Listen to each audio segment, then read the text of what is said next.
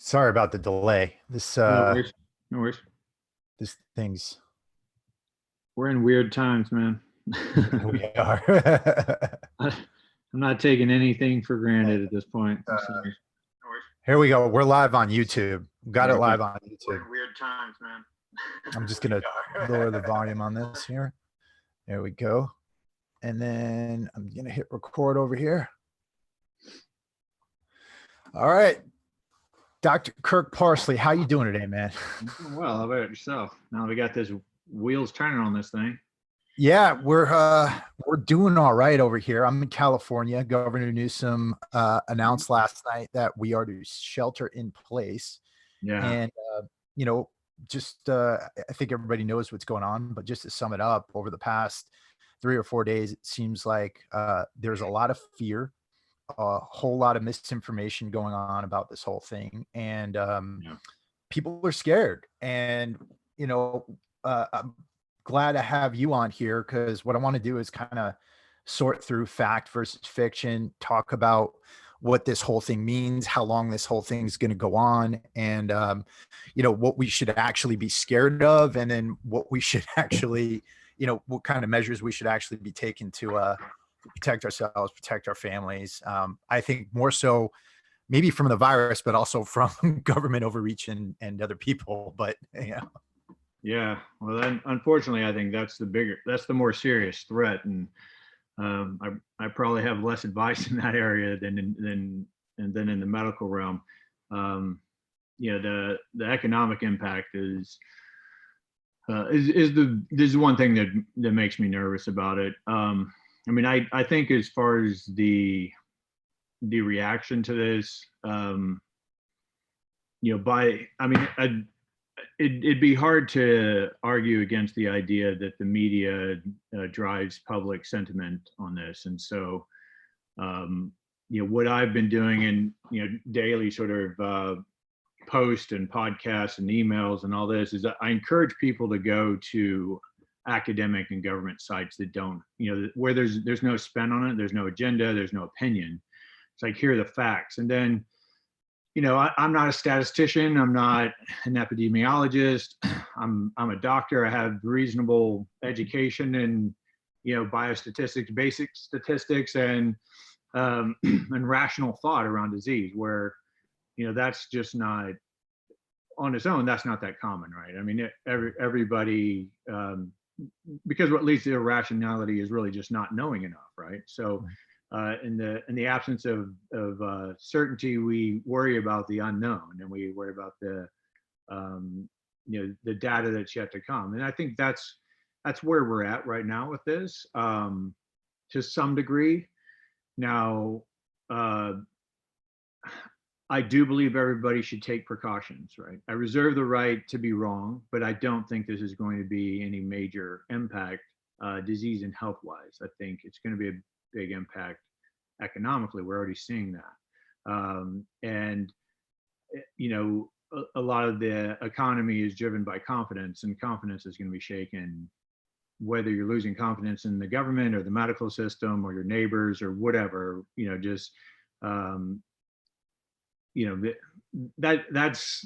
that's what I'm trying to mitigate against right there. It's like, all right, let's just first take a step back. Like, look at academic sites. So Johns Hopkins, if you're not aware of this already, has almost a real-time tracker. I've been watching that for the past week, watching every country, watching, our country, obviously, watching the death rate, the resolution rate, the cases. There's a lot of complexities to, in research, we say something is multifactorial, right? Which means that there are lots of things that influence whether or not you're going to contract this, whether or not anyone is going to contract this, whether or not you're going to have a good outcome or a poor outcome. But the basic facts of it is that, one, there's only so much that you can do, and it's not really complex to do, right? Wash your hands, don't cough on people, keep your distance for people. If you're sick, definitely isolate yourself. Stay away from the elderly, stay away from the infirm. It's about it, right? I mean, is there something else you can do? I mean, yeah, you have people telling you, oh, you go take vitamin C, go take this, go take that. It's like, yeah, okay, you're probably not hurting yourself if you want to do your best to boost your immune system. But the best thing that you can do to boost your immune system is to have a good life, to have a good lifestyle, right? So get good sleep, get some good exercise, eat good food, and control your stress. That's 99% of the battle. Like, people pay me a lot of money to work with them through the course of a year. That's 99% of what I tell high achieving professionals who are otherwise healthy and just want to perform a little bit better. It still boils down to that. The metaphor I keep using with this is accident, like automobile fatalities. So we could expand this into the transportation department and talk about trucking and shipping and buses and planes and all that other stuff. But if you just look at automobiles, like, automobiles are something we're in control of, right? To a large degree, we control our own cars. If you look at, the fact that we've had known coronavirus in the United States for over a month now, right? On Johns Hopkins site themselves, the earliest I went back was February, I want to say February 11th or February 12th, we had 12 cases in America. Those were known cases. People weren't as serious about testing for it, or weren't as concerned about testing for it. The test itself is something I'd like to talk about. Anyway, so from that point to now, we can say, wow, there's this huge increase in cases. Well, there are, but there's a huge increase of cases because we're testing for it a lot more as well. So is it spreading? Yes. Is it contagious? Yes. But again, back to the automobile accident thing. If you look at it, we were at 205 deaths in America from coronavirus right now. Keep in mind, that doesn't mean that they got coronavirus and therefore died. Means that they died while they had coronavirus, and there could have, like, they may have died anyway. And I'm not making light of it. Yes, it does cause some serious health consequences, and so we should be cautious with it. But in that same period of time, 3,000 to 4,000 people would have died in automobile accidents, right? Right. 205 versus 3,000 to 4,000. So what do we do about that? We know that automobiles, I was at the gym this morning and I was talking to one of my buddies. I'm like, I think, oh, and by the way, there's a private gym if everyone's going to get spun up. It's owned by my friend, and just his employees work out there. So we were talking about it. I was like, I wonder if when the freeway system really started growing and people started driving a lot more, if everybody was really concerned that automobiles were going to kill everyone in America, right? And I don't say that to be glib. It says a frame of reference, right? So if you think about 3,000 to 4,000 people dying every month, that's about 90 people per day dying in an automobile accident. I want to say there's 1.2 million people roughly that died in America last year. 3.5 million seriously injured, 6 million serious car crashes, right? So if coronavirus just hit that, we would be dealing with exactly the same thing as an automobile, right? If over the course of the year, this killed 1 million people, everyone would lose their freaking minds, right? But that would still be the same number of people who got killed in car crashes. So what do we do about that? Well, we don't tell people not to drive. We don't tell people quit using the freeways or drive 20 miles an hour on the freeway. What do? We build cars that are safer. We crash test them. We put seatbelts in them. We put airbags in them. We put laws around when you can go, when you can't go, how fast you can drive, which ways you can turn. We teach people and train people on how to operate automobiles safely.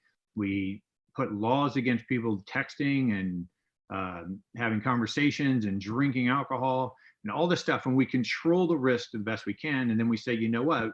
We need automobiles to sustain the way of life that we have and the growth that we're going. And we're considering that an acceptable death rate, an acceptable risk. Now, you can argue whether that's acceptable or not. That's not my point. My point is, as a society, we have embraced that because you don't hear people reacting to automobiles the way we're reacting to the coronavirus. And to be clear, instead of 3,000 to 4,000 deaths in automobiles, we've had 205 deaths with coronavirus. Right. So if this goes anywhere near these doomsday predictions, we're still not going to be anywhere close to automobiles. So wash your hands and wear your seatbelt. You know, uh, Yeah. I mean, do both. Social distance. Don't cough on people. Don't text. Don't drink and drive. Be a good, be a good ambassador to the country, to your community. Be a conscientious member of society. Do what you can, but don't doomsday this. Like, again, like I said, I reserve the right to be wrong, but the way things are growing right now, I think really 6 months from now, everybody's gonna be like, that's it. And Yeah. then there'll be the arguments of saying, well, it's because we did so much. And there'll be the people saying it was all a conspiracy, and everything in between. Yeah. And who knows what the right answer is. My only point is, of all the things that are likely to kill you or kill anyone that you know, care about and love, coronavirus is an infinitesimally small piece of that, right? Mm-hmm. If you look entirely worldwide, we've lost 10,000 people in 4 months. Yeah. I mean, 4 to 5 million people die per month in the world. I mean, that's kind of the average of the world. So this is a very, very, very small risk. Again, don't be flippant about it. Don't say, well, this doesn't matter. I'm just going to go do whatever the hell I want to. Take precautions, take it seriously, but do the best to live the most normal life you possibly can. As far as I know, toilet paper is not protective against this disease. It doesn't cause diarrhea. Yeah. The whole idea that you have people buying, I mean, you see it in social media. I mean, people buying hundreds of rolls of toilet paper. That to me is, evidence that this isn't being handled rationally. Like, there's no rational thought involved in that. Like that, I don't know about you, but for me, that's literally a lifetime. The rest of my life, I won't use the whole 100 rolls of toilet paper. I'm sure of it, man. I mean, Yeah. I'd have to live 100 years to do that. I hear you on that. And Yeah. I want to get into some of the things you said. Let's take one step back, just for the audience out there who might not know who you are. Can you give like just a quick synopsis of your background, where you're coming from on this? Yeah. Just Yeah. So, I'm originally grew up in Texas, joined the military right out of high school, became a Navy SEAL, did that for a while, got out, went to college, went back into the military, went to the military's medical school. Actually, because of the military and how much they travel on that, we get a pretty robust infectious disease, education during medical school. I then went into becoming what's called a dive medical officer. So I did a Navy residency in hyperbarics and dive medicine, and went back to the SEAL teams as their physician. And of course, the SEALs have, this was 2009 when I got back to the SEAL team, so they'd already been in combat for 8 years. So they had their issues, but mainly their issues were performance, right? They're by and large really healthy people. There's some trauma, obviously, some injuries, but most of it is around performance optimization. So I got out, did a year of concierge practice in California, made twice as much money, brought home less money because of state and federal combined tax. So came back to Texas. I developed a product, or I developed a formulation to help guys get off of sleep drugs in the military, because that was one of the big things leading to the performance declines that they were having and complaining about. And so when I left the concierge practice, I stood up a company to launch that.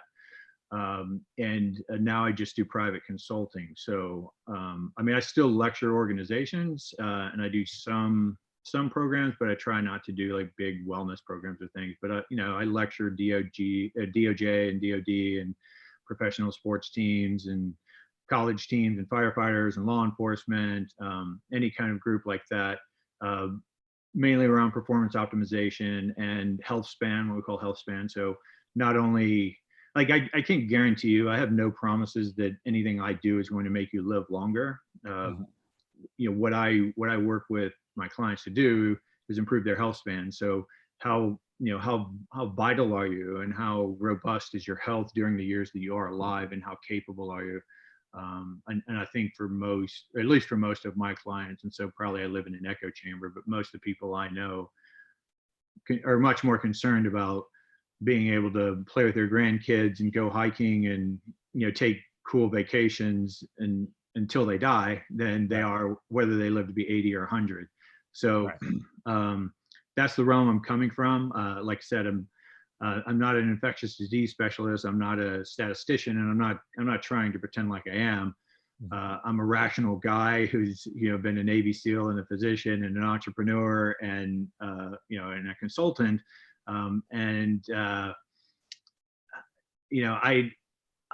I feel compelled to speak out just because I see so much irrational behavior. And if I put myself in the position, right, like say if they did this with the financial industry, and there was some kind of big spin up about the financial industry and how we were all going to lose all of our money and everybody's going to be in third world, I'd buy into it, right? Because I don't know anything about the financial industry, but I know a lot about the health industry, and I know a lot about biostats and stats and epidemiology and communicability of diseases and those types of things. I know the way, I've worked in hospitals. I've been through some of that stuff. So hopefully I'm just a rational voice in the storm. I think the big thing here is to understand this, like, as rational as you can be, if everybody else is irrational, the situation changes, right? You live in a different world. It changes the environment that you're acting in. And that's some of the stuff I used to study when I was studying game theory, and we'd study, Bayesian updating and things like that. And, one of the things I think we're seeing here is— so hold on, just to interject, and I don't want you to lose your train of thought, but another reason I use the automobile metaphor, because you aren't in control of how other people act there either. You can do everything right, and some drunk driver can hit you at 120 miles an hour and you die, right? So keep going. Yeah. And what I was saying there is, like, I think that from a number of levels, we're seeing the impact of this thing going crazy. Number one, because people are scared, and because people are scared, politicians feel the need to act. And because politicians feel the need to act, the fear gets translated into policy, and then that gets translated into directives that get passed down from government.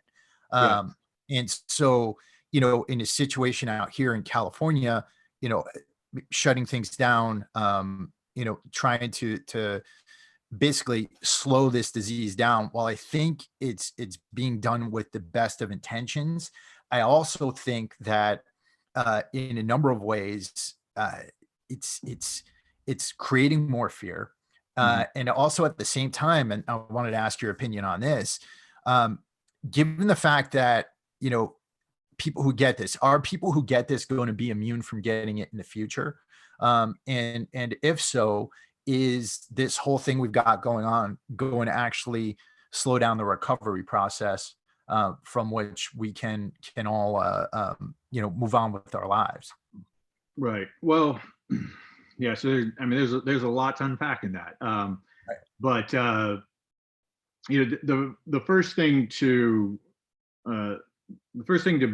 point out, and I won't go into too much detail, that we could talk about this for a couple hours in itself, is just the test itself, right? So what does it mean to have coronavirus? Now, a lot of people know, but I've found out that far fewer people knew than I thought, that coronavirus isn't a unique virus. It's a category of viruses, right? And so there are hundreds, I don't know, upwards of probably 500 or 600 different coronaviruses. Now, and a virus is not an active organism, right? It's not like a bacterium, right? It doesn't do anything. What it is it's a protein shell. So just think of it like, a hollow ball, made of like a protein mesh on the outside. And then inside of that is some what we call RNA, mRNA. And what it does is it changes, if that virus can bind to one of our cells, it goes into our cell, and then the mRNA, the little bit of DNA information, can get into the nucleus of our cells, and it can change the genetic expression of what that cell is doing. So therefore it can, like you take the case of herpes virus, right? So herpes virus lives in neurons. And when it's affecting the DNA of the cell, it's making neurons make a lot more herpes virus, right? And then it makes so many viruses that shell then erupts, and then all of those infect more cells, and that's what a viral infection is. And in fact, when you feel run down and tired from a viral infection, it's not the actual virus that's making you feel sick. It's the fact that your cellular machinery is being hijacked, so you have less energy, and you're mobilizing an immune system, which takes a lot of your daily energy. You're mobilizing your immune system to fight a virus instead of using that same energy to do regular cellular functions that keep you robust and healthy. So that's what makes you feel bad. The fever makes you feel bad, but it also kills the virus. So in most cases, what happens is if you're exposed to a virus, and and coronavirus can be pretty tricky in how it presents itself to your cell, right? It comes to the front door.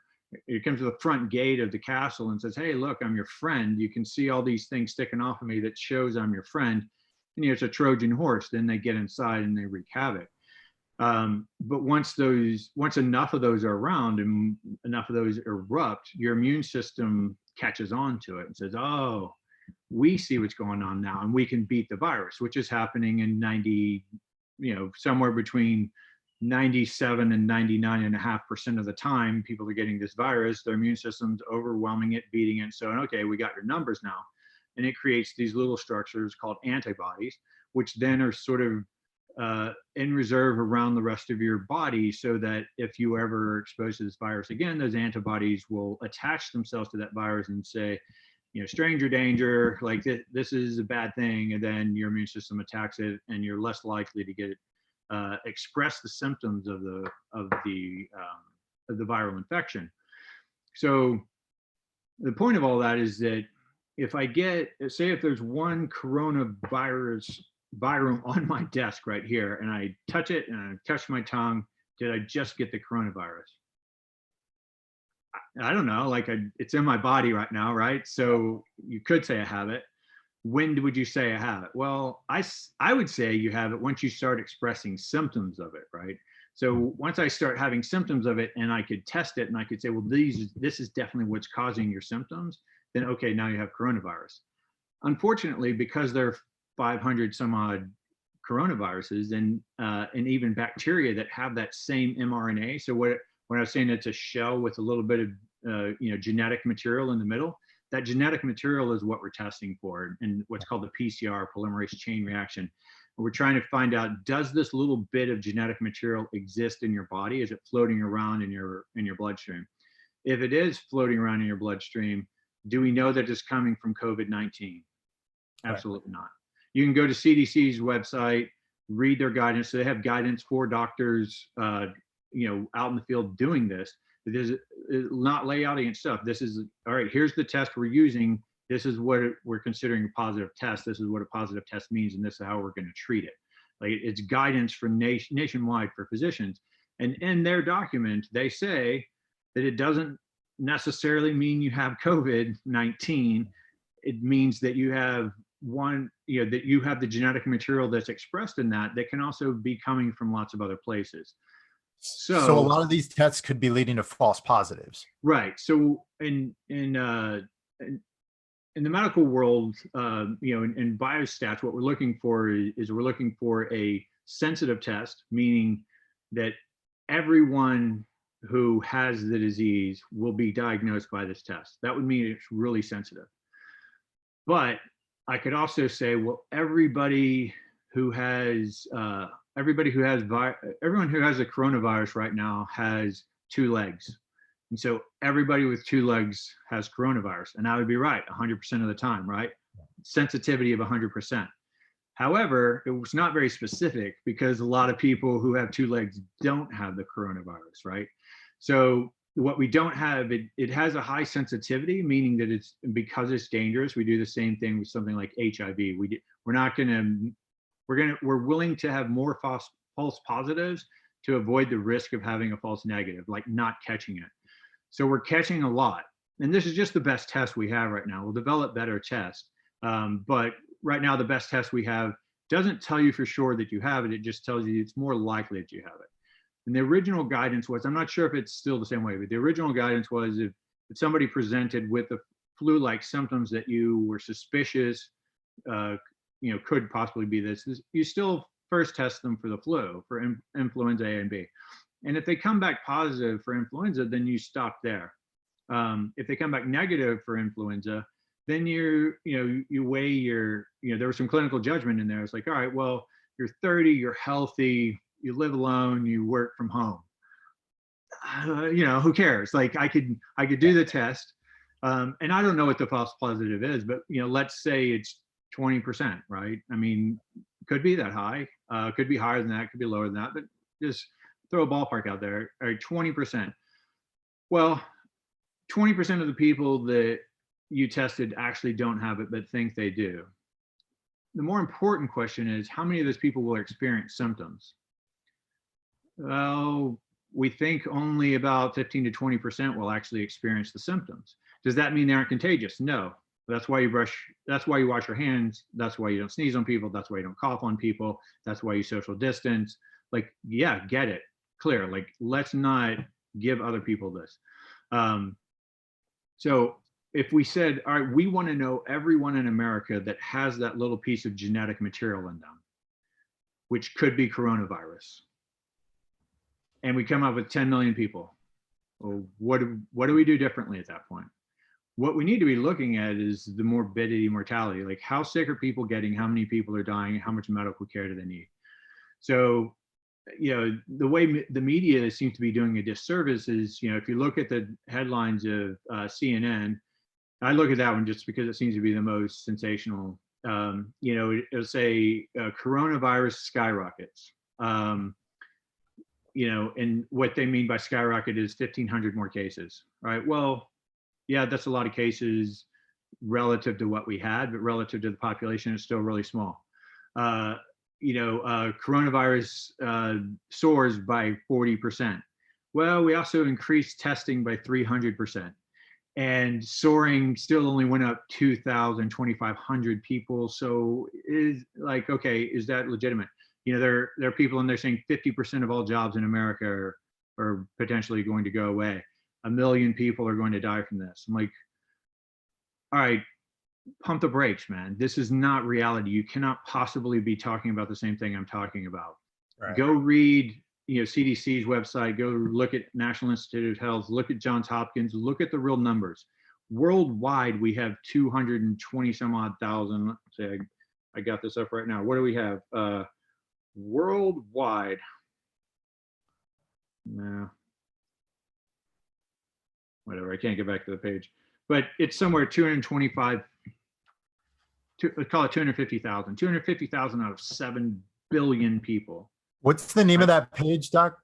So it's Johns Hopkins is actually the one who publishes, but it's arcgis.com. That should do it. If you just search Johns Hopkins COVID-19, it'll pop up too. Okay. And it's basically a real-time counter. It'll tell you. There you go. What is that? COVID. So yeah. So in mine, it's that goes. Well, this is a mobile version. Yeah. Just Johns Hopkins.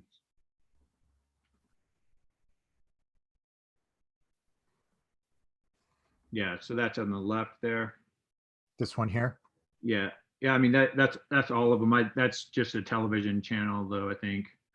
Gotcha.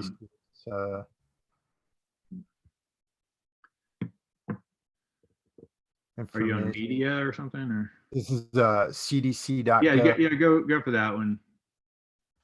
I think they may be linking to it. Yeah. Let me see if I can get the URL. So mine's on an app, so maybe that's why it's giving that, because it's arcgis.com//apps open dash blah blah blah. Oh, there you go. Now I'm getting there. Yeah, Yeah. click the interactive map there.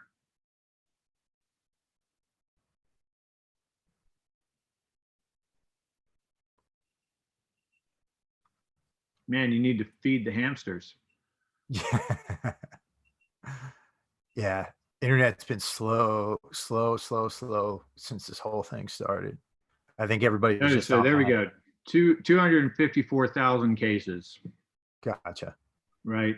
10,000 deaths. So again, you don't need to be a statistician here. The part over the whole, so 250,000 divided by 7 billion, which we're being generous both ways here,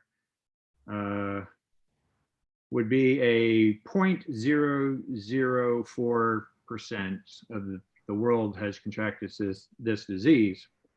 And if we did the deaths and we said 10,000 divided by 7 billion,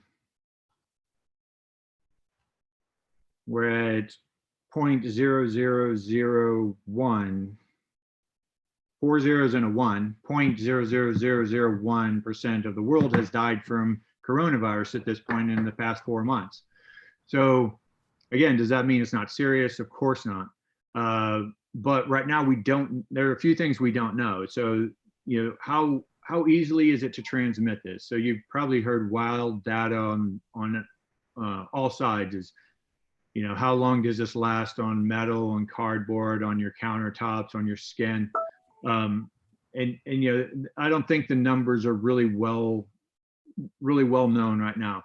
We do know that it seems to exist on metal pretty easily, especially steel. I think copper kills it or something. It doesn't last on your skin very long. I mean, in your skin, it's going to be minutes to maybe hours. On cardboard, I think cardboard and paper, I think is like 24 hours, maybe something like that. And it's not alive. It's just, is it viable still?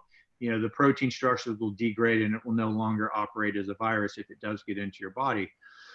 So with it laying around, is it possible that every single one of us have already, been exposed to this to some degree? Possible. I mean, probably not, but if you look at something like the herpes virus, I think 98.6% of the world has been exposed to the herpes virus, but how many people actually have herpes, right? How many people have symptomatic herpes? How many people who have ever had symptomatic herpes continue to have that, and it becomes problematic. So, that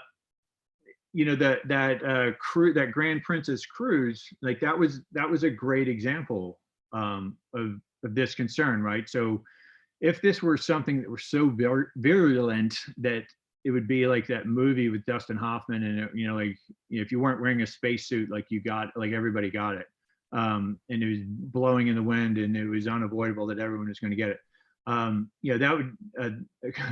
That would be like the most contagious thing out there you've ever heard of. But we rank these, like, right? So how communicable something is like if we know that you've been exposed. So have you ever been on a cruise? Yeah. Yep. Yeah. A lot. So, I mean, I think it's pretty safe to say that if several people on the cruise have it, every single person is exposed to it, right? Because especially if it's airborne, it's going through the ventilation system, everything, there's metal everywhere to be touching, handrails, where you eat, the silverware, like everything. I think it'd be really unlikely that anyone on that ship wasn't exposed to it. And I don't remember exactly. I think they were on it for a month or something, or a couple of weeks. I don't know. Yeah, they were on it for a while. Yeah. And 21 people out of 3,500 people got it, right? So that doesn't sound like something that you have to worry about not being around anybody else. And the other thing to consider is that cruise ships characteristically represent an older population, right? There aren't a lot of 20-year-olds and 30-year-olds going on cruises. It's usually people who have more financial means and more spare time, Yeah. later on in their lives. That tends to be on there. So, the fact that we didn't have like this huge transmissibility on that one, where every single person on the ship came down with it. The death rate was pretty high given how many people contracted, how few people contracted it, and how many people died. Actually, I'm going to back up on that. I might not be remembering that statistic correctly, but I know like around 21, 22, maybe 23 people got it out of 3,500. And I want to say that it was either like how severe it was. I think it was death rate. I think it calculated out to be like 4%. If you look worldwide, so that map you're looking at, 10,000 cases over, or 250,000 cases, 10,000 deaths, that works out to be about 4%, which is astronomically high, right? Yeah. But if you traveled anywhere in the world, if you think that everyone in the world is catching every case out there right now, like every country in the world is catching every case right now, yeah, I mean, that's being ridiculous. But we have to assume that everyone's data is flawed or everyone's data is right. And the truth is neither. Nobody's data is completely correct. The more data we have, the more we'll know. But I've seen reports anywhere from 0.5% of people who get this will become severely ill and die, up to 3 to 4%, which would be really high. Influenza, like the common flu, now that we know how to treat it, now that we take a lot of other precautions, we're familiar with the disease, it's only around 0.3, I think, 0.3, 0.4. But 10,000 deaths over 250,000 people, I think that's what's scaring people.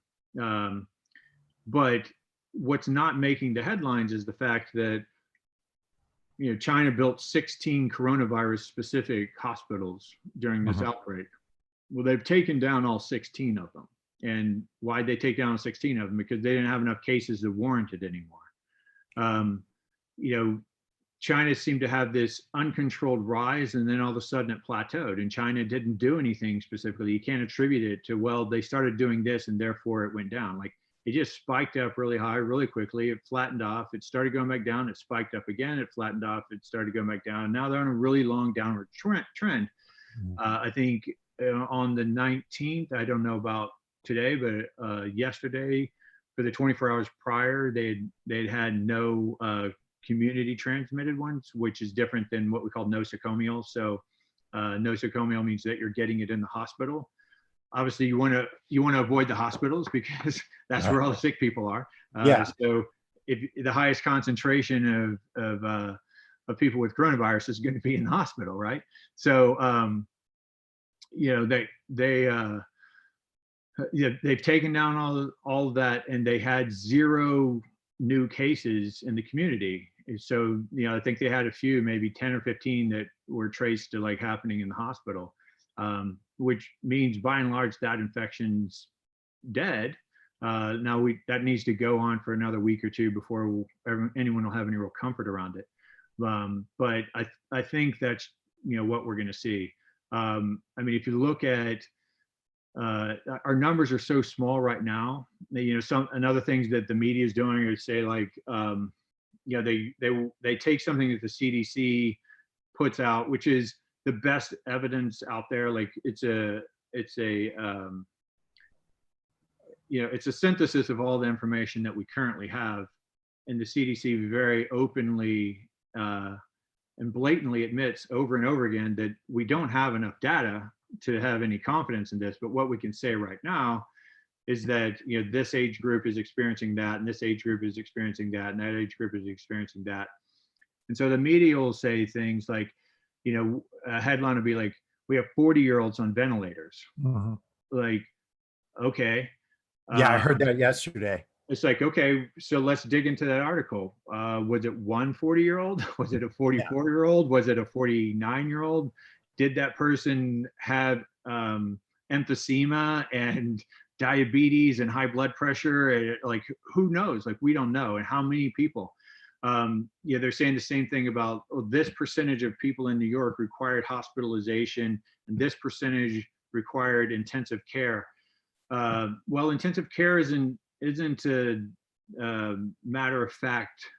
Yeah. That there's a discretion on the healthcare provider as to whether or not you take someone into intensive care. But either way, they start saying, well, it's this percentage and it's this, and we're risking this overwhelm. And it's like, and I was like, wow, that actually sounds pretty high. Maybe I'm totally wrong about this. And I dig into it a little bit. It's like, all right, we're talking about over there 120 people total. So of course there's going to be skews at small numbers. And then the other thing is, well, there's a lot of anxiety about this. And, earlier you said, the population is scared and the government's scared. Well, people are scared and the government's scared, I think is what you said. Well, the government's people too, and healthcare providers are people too. So yeah, everybody's being scared by this spin. I mean, I can read headlines and hear certain things that I like, oh, holy smokes, that causes me a little pause. Like, that's surprising. And then I dig in. It's, oh, okay, well, yeah, there were 20 people admitted to the ICU. All right, well, that, as a percentage, that was significant. Or 24 people. I was like, wow, that's a lot of people. I wouldn't expect that 20% of the people would need. Oh, okay, well, it was only 24 people total. Okay, well, that could be totally skewed. And then the other thing is, if we're in a hospital right now and I'm your doctor and you're 70 years old and you have flu-like symptoms and I test you and you don't have the flu and I test you with PCR and say, it looks like you do have the possibility of having the coronavirus. You live at home alone, your kids live in another state. You know what, why don't we hospitalize you? Like, let's just keep an eye on you for another day or two. And if you're looking like you might get really sick, let me move you over to this more intensive area. Or, hey, no kidding, this person's super sick, or that's a critical care unit, we're going to put you in there, you're going on a ventilator, like, this is bad news. So, there's human discretion in there, is the point. So to say that a certain percentage of people will need to be hospitalized or a certain percentage of people will need to be admitted to the ICU, keep in mind there's discretion. And as things become, if things grow and there becomes a real competition for resources, then yeah, fewer people will get admitted, or a lower percentage of people would get admitted.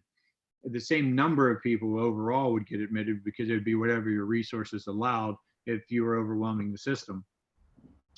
But again, we need to keep that in perspective, that right now we had fewer deaths in the last 24 hours than we had the previous 24 hours. So we had like 65 deaths 2 days ago and 55 deaths yesterday, leading up until this morning when I checked. So again, this could be serious, but what are you going to do differently? Right. Here's another axiom in medicine is you don't do a test unless you're going to do something about the result. Right. So if you came to see me and you said, hey, I have this cough, I have a fever, I think I might have the coronavirus, and we talk a lot about your health and your family dynamics or whatever, it's like, at this point with media hysteria, all this, yeah, my hands would be kind of tied. I'd have to test you on it. Well, that's the whole thing, right? Because what's essentially, because of the fear, then government's hands get tied. They've got to do something about it. Right. Your hands get tied. You got to do something about it. And essentially what happens is we corner ourselves into these behaviors that are essentially going to lead to more restrictions, more fear. And then when the media reports on this, it sounds horrible. It sounds like it's the end of the world, Right. And, and again, like the media never reports the denominator, right? It's always like, I guarantee you when, 25, 30% of the people who see the headline, coronavirus soars 40%, or like in New York City, I think it was. And they're like, holy smokes, 40% of New York City has coronavirus. That, like, it's like, all right, well, 40% of what, right? How many people are we talking about? How many people get the flu? How many people die from the flu?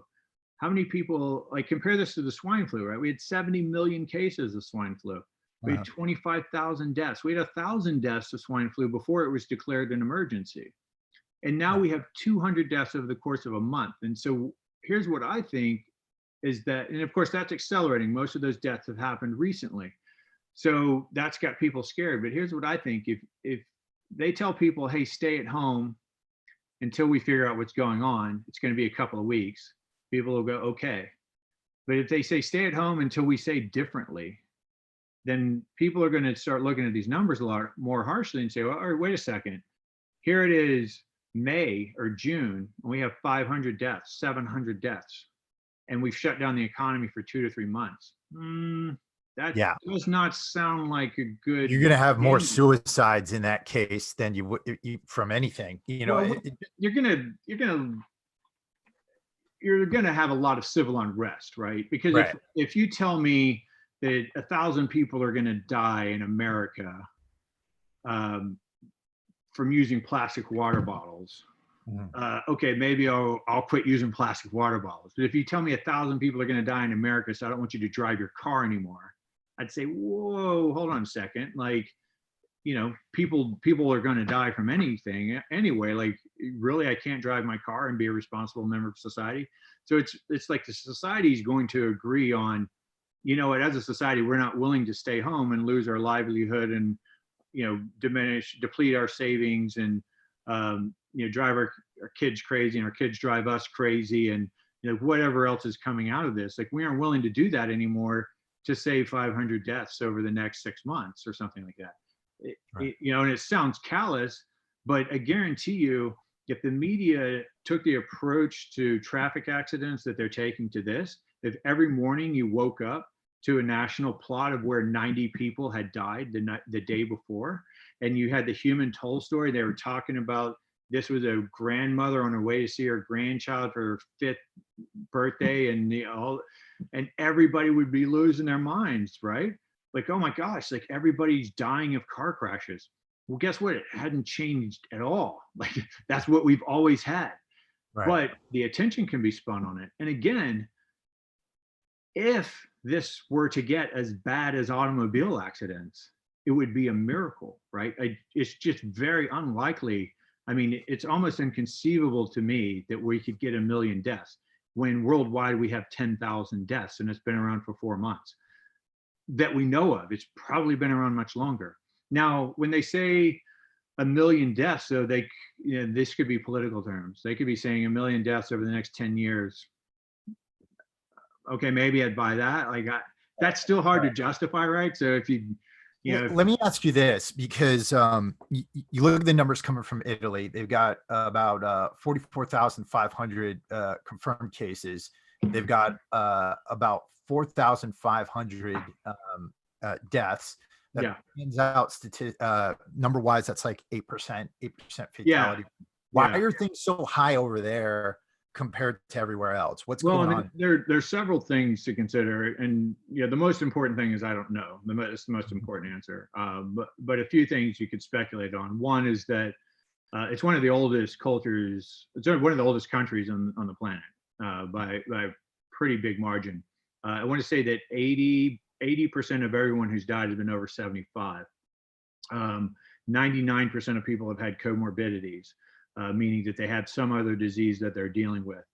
The Italians are very social and very warm, and they touch and they hug and they kiss, and their grandparents and their parents tend to live in the same house with the kids, and they do a lot around food, a lot around community, a lot of religious activity, smaller spaces, a higher density of living certainly than America, and you know this will upset people if I say this, but there's also a major port in China. One of, I think, their most major point, the most major, the busiest international port they have in Italy is actually controlled by China, but because of some agreement that they have there.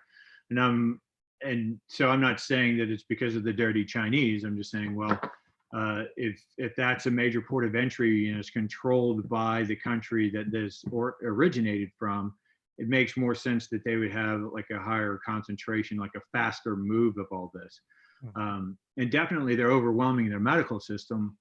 But the other thing is, when you look at the country's medical system as an ability to respond, and this is based on resources and education, geography, and all sorts of assets, hospital beds, all this other stuff.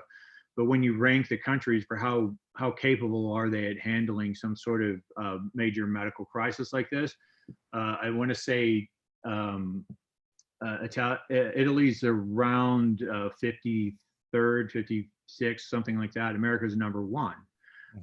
So we're simply more capable of handling it. We don't live in as dense of an area. We social distance ourselves routinely more anyway. We don't tend to live across the age stratifications. Most people don't live with their parents, and certainly most people don't live with their grandparents. And again, that's very common. The elderly seem to be more susceptible to really bad outcomes. Because we don't seem to have any innate immunity to this, everybody's getting it, right? So everybody's going to get exposed. Everybody's going to develop some immunity to it.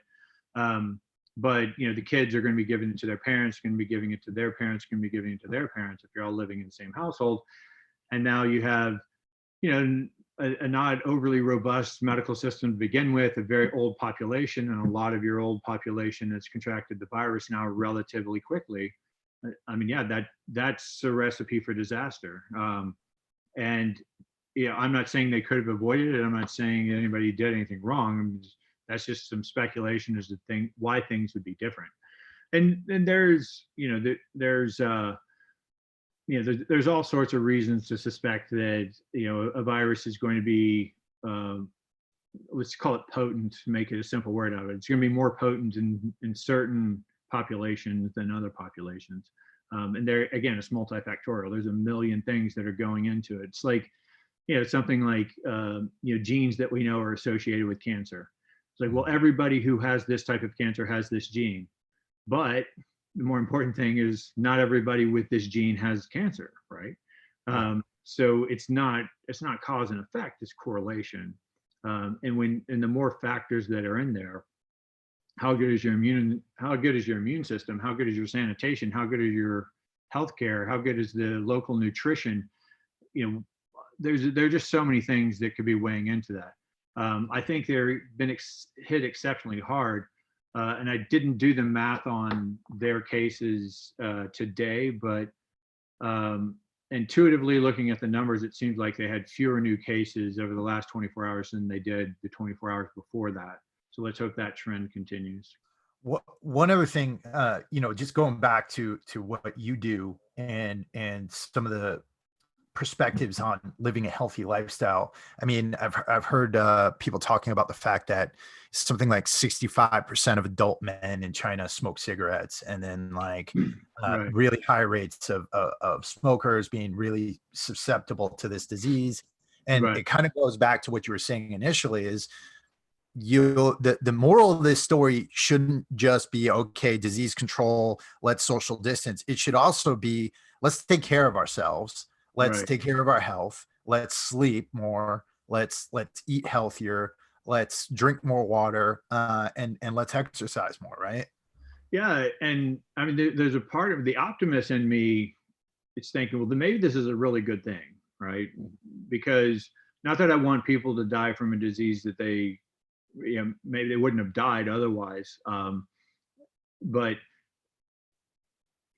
we tend to do a lot more for others than we do for ourselves, right? We'll do more for our kids than we'll do for ourselves. We'll do more, we'll begrudgingly do things for people we care about, and we'll blow off our own responsibilities because we just don't feel like doing it. But we'll take care of their issues, right? So I mean, I think there's been,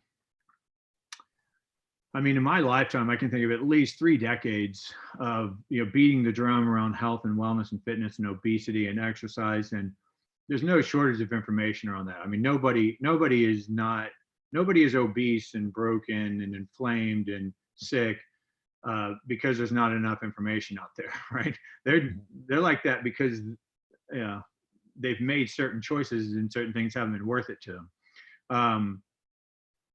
So, the optimist in me is, well, maybe people will be more socially responsible with their health, knowing that, hey, if my immune system's really good and I get the coronavirus, I get infected with the coronavirus. The only, if I'm young and healthy and fit and strong, and my immune system's good, there's not a whole lot of risk to me, right? The risk is that I give it to somebody who can't handle it as well as I do, right? So I don't want to give it to anybody else. So I'm going to be socially responsible about that. So I'm going to not cough on them, not sneeze on them. I'm going to wash my hands. I'm going to social distance. But more importantly, I'm going to keep taking care of myself, right? Because the better my immune system, the less chance I'm going to give it to somebody else, right? Let's say if everybody who gets it becomes contagious to some degree, well, the better your immune system is, the faster you're going to fight that viral infection off. The fewer viruses that are going to be able to infect your cells and cause those cells to produce more of those viruses, which means fewer virus in your body that you could actually express by the time your immune system is caught onto the trick and completely gotten rid of the virus. We assume that'll happen. There's no evidence to suggest it's going to live in nerve cells forever, like herpes or something like that. It's very likely to be like every other coronavirus, and the cold is a coronavirus. It's just going to come and go, and you're going to get it maybe multiple times a year. Who knows? Once some sort of immunity is developed over that. But if I can reduce my risk of spreading it to somebody else by taking care of myself, and I can reduce the risk of me being seriously ill from it, and I can reduce the risk of it impacting my economics because I'm getting better quicker, right? Why wouldn't I do that? And so now there's the motivation of keeping myself healthy, keeping my sanitation good, because I'm worried about other people. One of the best things is everybody's staying home, so I'm hoping everybody's sleeping. And there's nothing you can do that's better for your immune system than sleeping. If you look at your immune function, the peak immune function you have is during deep sleep. So most people are familiar with the hormone cortisol, and cortisol is, it's called the stress hormone, and that's a simplistic way of thinking about it, but it's an easy way to talk about it. So it gets this rap is like, well, all cortisol is bad. Well, no, actually cortisol is necessary. Without any cortisol, you're dead. You die immediately without cortisol. And what wakes you up in the morning is a cortisol level, right? If we're being simple, but let's just ride the metaphor out with me. Your cortisol comes up over the course of the night, and at some point it hits a concentration in your blood where your brain and your body want to be awake. And then you're awake, and it continues to go up throughout the day, and it has a little dip, which is that afternoon dip we all know about. And then it pops kind of back up, and then it just slowly declines over the course of a day. All things being equal, like we're living the right way, we aren't getting into extreme situations where we need cortisol, and it will gradually decrease over the day until it's lower than the point that wakes us up. And then we'll fall asleep, and it keeps going down into the deep sleep. Most people have heard of fight or flight, right? So when you're awake, so the point of that is cortisol is good. Cortisol keeps you awake. It keeps you alert in proportion to your environment. When you're asleep, you can still smell, you can still hear, you can still taste, you can still see, you can still feel sensation, you can feel touch, heat, pain. Your brain's not paying attention to it. What cortisol does is it makes your brain pay attention to your environment. So if somebody's shooting at you with a gun, you have a lot of cortisol going because your environment is very, very important. It's way more important than your taxes or your marriage or your broken ankle or anything else that's a big deal to you. Nothing is as important as your environment because that guy is trying to kill you right now. So you have a super high cortisol level, and we call that the fight or flight, which basically just means that's the highest kind of level your body's capable of launching your cells and your physiology into. And it causes all sorts of great things. You get stronger, your endurance increases, your pain threshold increases, your reflexes get faster, your pupils dilate, you take in a wider field, you take in more light, your lungs dilate, your heart rate goes up, your blood pressure goes up, you become superhuman, right? But you're not digesting, you're not doing any repair, you're not fighting off infection, you're not fighting off parasites, you're not developing long-term memories, you're not categorizing emotional events. There's all sorts of things that you aren't doing well. and that's because you're putting all your resources into your body to get yourself out of that situation. Well, deep sleep is exactly the opposite. You're completely safe, right? Mhm. You don't need your body. And it's you don't need your limbs. You don't need to be able to see, smell, taste, feel. You don't need to be able to run or fight or any of that other stuff. Now's the time I'm going to repair myself. I'm going to restore. I'm going to make anything damaged. And, most people know when you exercise, you damage your muscle cells, right? They actually Right. rupture. They can, you can actually just explode these cells because you overuse them. And then they get repaired at night while you're asleep. They get repaired, and then they repair themselves stronger, right? If you're lifting heavy weights, the next day once they're recovered, which might take multiple days, but once they're fully recovered, they'll be able to handle more weight. That's the whole idea. Or if Mhm. you're, an endurance athlete, they'll be able to contract more times over a longer period of time, and you'll have more endurance in those cells. So the whole idea of stress hormones, well, let me say it this way: the most apart from getting good sleep, the next most important thing is to not stress out over this too much, which is why I'm talking so much about keeping it in perspective. It's all about context, like relative to what else. Can I die from coronavirus today? Yes. Relative to what else? What's my risk? It's Right. really, really low. So that's not what I'm going to worry about. I'm going to do what I can. I'm going to wear my seatbelt. I'm going to wash my hands, right? I'm not going to text and drive. I'm not going to cough on people. Like I'm going to do what I can, but it's still not the most likely thing that's going to kill me. It's not the most likely thing to get my way. And so if I can decrease people's anxiety, I can decrease their cortisol level. And I just told you, maximum cortisol level, you have no immunity. Minimum cortisol level, you have the highest immunity. So you have the highest immunity through the day by having lower cortisol levels. So don't stress. Now, the other part of that is when you stress out, you have a problem sleeping. When you don't sleep enough, you have more stress hormones. So now you aren't sleeping well because you're stressed, which means you're going to be more stressed because you aren't sleeping well, right? Mhm. So now you're in this self-propagating downward spiral. There's nothing you can do about this other than get rid of the stress. So that's Right. why I'm harping on everybody so much about, let's put this in perspective. Let's be rational about it. There might be a time to panic. Now's not the time. There Right. might be a time to be scared. Now's not the time. Now's the time to be cautious, and now's the time to be alert, vigilant. All right, let's do what we can. Let's wait until we get all the information. And all evidence suggests that it's not the end of times, man. I mean, it's Yeah. just not going to be that Well, it's big of a not deal. the end of times unless we make it the end of times through Right. our own actions, right? And Right. I think that's an important point to bring up here because, I mean, it goes back to that idea that irrationality is going to tie people's hands, Right. and the more irrational we get, the more irrational the government's going to get, and I think as far as everything goes, Ryan Mickler, my friend from the Order of Man, he put up a picture the other day, and it was a piece of art, and it had a guy who he had a McDonald's thing on his lap, and he was looking at his cell phone, and he had a bunch of pills in the back, and he was overweight, and he said, "This coronavirus looks a little dangerous," you know what I mean? And the thing is, I think if anything, we have to take care of ourselves. We have to take care of our health. And I think, it brings up that idea that if we want to see less of these crises, if we want to be able to react better to these crises on all levels, through our immune system, through our stress levels, we've got to take care of ourselves, and that needs to be a constant thing, not just at a time when there's an infectious disease out there. Right. I mean, nature, crisis and nature favor the prepared, right? Mhm. I mean, we know this, we experience this all the time. I mean, I don't, yes, we should be prepared as a country, but, we run the risk of generalizing crisis. And I mean, look at Hurricane Katrina. It's a completely different crisis, right? Look at Puerto Rico. It's a completely different crisis, right? But it's still a crisis nonetheless, right? Right. So we only have so much resources. We only have so much time.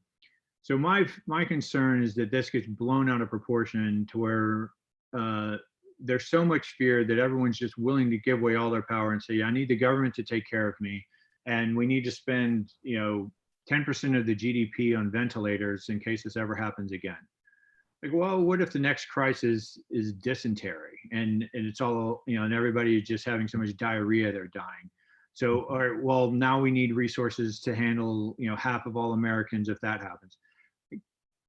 I mean, I know death's an uncomfortable subject, but you've been in the military, I've been in the military, you've been around death. People die, good people die, great people die, young people die. Like there's all sorts of badness in the world, and people do die, and that's unfortunate. But at some point, we can't wrap ourselves in bubble wrap and live in a vacuum sealed container.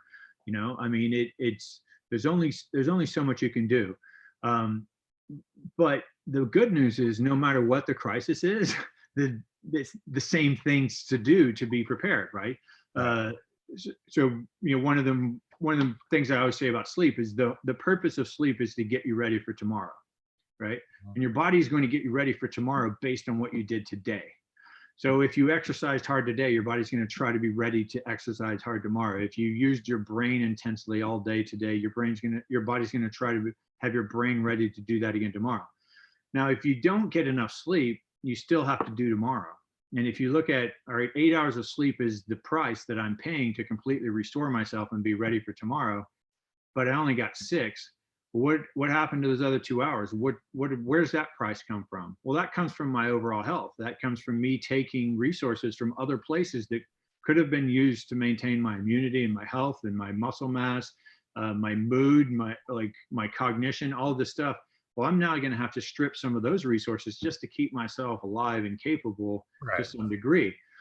And sleeping really well is super important to being ready for the next day. But so is nutrition, and so is exercise, and so is controlling your stress, right? And so is not living in a toxic waste dump and not living in a mold infested home, and all these other types of things. But all of the lifestyle stuff is the same to get me ready for tomorrow, whether it's the corona zombie apocalypse and I need to fight for my family's lives, or it's a economic crash, or it's a flood, or it's a bankruptcy, or it's a divorce, or it's my child being sick, or whatever it is. Making myself the most capable I can be is really simple, man. And it's the same thing no matter what I'm going to do. If I want to be smarter, like, all I need is to be 10% smarter. Guess how I do that? Exactly the same way, right? Like the smartest I'll ever be able to be is when I'm physiologically optimized, right? And I'm doing everything that I can possibly do to maintain my health to the best that I can possibly have it. Physical health and mental health are inextricably linked, right? So it doesn't matter what I want to be ready for. This is just another word for performance. My clients are worried about, selling their company for $500 million next year. And like, that's what they're driving for. They're professional athletes and they want to get 1/10 of 1% better so that they can make $20 million instead of $200,000. So these are still performance metrics. It's like, what the crisis for them is not being good enough at their game the next day. And, once I help these people reach sort of an optimal health and an optimal performance, that goes across all areas at that point, right? And like, they're more capable of changing the flat tire on their car in the rain than they were before they started working with me. They're more capable of dealing with the death of their parents. They're more capable of dealing with famine. They're more capable of doing anything else because they've optimized themselves. And all people aren't created equal, right? Some people are going to be better at it no matter what. That's why we have the Olympics. Like, nobody wants to watch me run the 100-meter dash against Usain Bolt, right? It's like, time me with a calendar. So that's my diatribe about that. My tirade. I think it's needed right now, and I think people need a dose of sanity, and people need to be brought back to the basics, because in all honesty, I think the emotional and I guess you could say mental ramifications of this whole thing are, I think, going to be more severe than the virus itself. Unquestionably, it already is. Economic situation and everything like that. We're going to be in a time when people are going to be going through a lot of stress for months from now, even after this whole virus thing subsides. And you got to take care of yourself through that. You got to take care of your family through that. But in order to do that, you've got to be at an optimal level. And I think that's so important. The stuff you just outlined is so important as well. Yeah, and it doesn't matter, what the cost of this is to you, whatever you as an individual, you and your family have to recover from. It's the same lifestyle stuff, right? If this forces you into bankrupting your business that you own and having to go back into the employment sector, yeah, that's stressful. But guess what's going to make you the most employable? What's going to make you the best employee? What's going to get you out of that rat race back into your entrepreneur ventures again? What's going to get you back the quickest? Being healthy, right? Saying, well, I'm not going to sleep until I get a job. Really bad idea.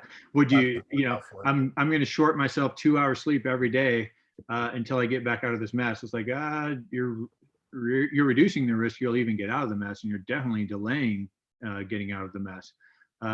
Same thing with exercise, right? It's like, how many people, all my clients are, they're hard charging, smart, capable, educated people, and they get out of shape just because, I'll get to that tomorrow, right? Like right now, the elephant in front of me is the one I need to worry about. That's the one that's going to kill me, and I need to worry about my business. And so everything goes towards that business or their profession or whatever it is. And they're like, well, I'll do a little more next week. I'll quit eating French fries, like whatever. And they just negotiate with themselves, and it's always down the road. And then 20 years later, they wake up like, look at this mess I created, and I have all this wealth. And now they'd gladly give all the wealth to have the health back.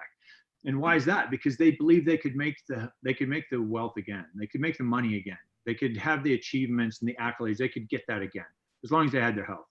If I told you, I'm going to take everything away from you right now, everything you've achieved and every dollar you've ever earned, but I'm going to make you 20 years old again, would you be willing to take that? Like, of course, I could do that. I do that, no problem. Like, like, where do I sign the line for this? Yeah. Well, that's the same thing we're talking about. Like, how you're more capable at 20 years old. You have higher energy. You're more optimistic. You're less jaded. You got more possibilities. Yeah. There's more possibilities. There's more options, and now you're wiser, right? So, we have this idea that the external world is where we're going to get our satisfaction from, but no, it's the internal capabilities that we're building. So our capability to stay calm during this, this perceived crisis, our capabilities to stay focused and do the right things and not overreact and do our best for ourselves and our community. And let's do our best to come out of this stronger. The sequelae or whatever the sequelae are, it's gonna, I don't have any control over whether or not they open the schools back up or whether they open up international traveling. I have no control over that whatsoever. All I can do is say, I'm going to spread the word out there, try to get as many people to put this into the proper context as possible, encourage everybody to take good care of themselves and take care of their, their brothers and sisters, take care of their communities and their families. Be responsible, be a good steward of the power, the power that you've been entrusted with, which is part of being part of society, right? And be as capable as you possibly can whenever this whole thing blows over, whenever it goes away, or even while it's still going. Like, be as capable as you can. Absolutely. I mean, this could be, if you map it out right and you do the right thing right now, this could be the best thing that ever happened to you. You can make COVID-19 the best thing that ever happened to you if it's a turning point in your life. It could, yeah, you very well could. I mean, it could be the wake up call that you need, that, hey, maybe my priorities have been askew. And whatever that is, whatever that means. I think, just a little glibly and comically, I think they're going to have some of the biggest problems are going to be, all these people in the population were able to work from home for a month. And a job that we've been telling them they couldn't possibly work at home with. Yeah. And now they are. And, all these kids are managing to take, like, my son's at UCLA and he's still continuing all his courses. He's just doing it online. Right. So, I think the universities are in trouble. Right. It's like, all right, well, hold on. I can still get the same degree. I can still get the same. Yeah. Go there. I don't have to live there. Out on a lot of things, you know what I mean? And then I think a lot of, I mean, and there's some benefit to that too. I Yeah. mean, we have so many people who are in debt because of student loans and Yeah. I everything. mean, it's gotten out of hand, a lot of it. And, it's just, it's the competition of life. And it's like, oh, well, that seems to be the path. So I want to go there. And the other, the gatekeepers of that are like, oh, well, if more people want to get in, we're going to make it harder to get in. We're going to charge more money. We're going to make the criteria, you know, and, for a while, all of that worked. And, this might cause us to reassess things, right? Yeah. I mean, it should have happened already, because we know that a college, what is it? I think like 80% of people don't work within their college degree or something. So you're just basically going to prove that you're employable. It's not college has never been job training school. It was just proving that you're, responsible and willing to work hard enough to get reasonably good grades, and that you're interested in a certain subject. That's kind of all it's ever been. And now, like, we've gotten kind of out of that corporate machine and they get into this gig economy where people can just like do little bits of this and that and kind of explore multiple interests and hone in over it. Do you need a college education for that? Like, you still need it if you want to be a lawyer, if you want to be a doctor, you want to be a licensed professional. Yeah, you still have to go through that pipeline. But I think it could be a good reality check. It could be an awesome thing for all of us, Right. and we'll see. Only the future will tell. I think in the Right. meantime, we all have to stay sane. We all have to take care of each other, take care of ourselves, and you know, let's use this thing. Yeah. Let's use it to make us better. Yeah. Um, I got to sign off, Doc. But number one, I need to get running too. I really appreciate you coming on and going through this with us.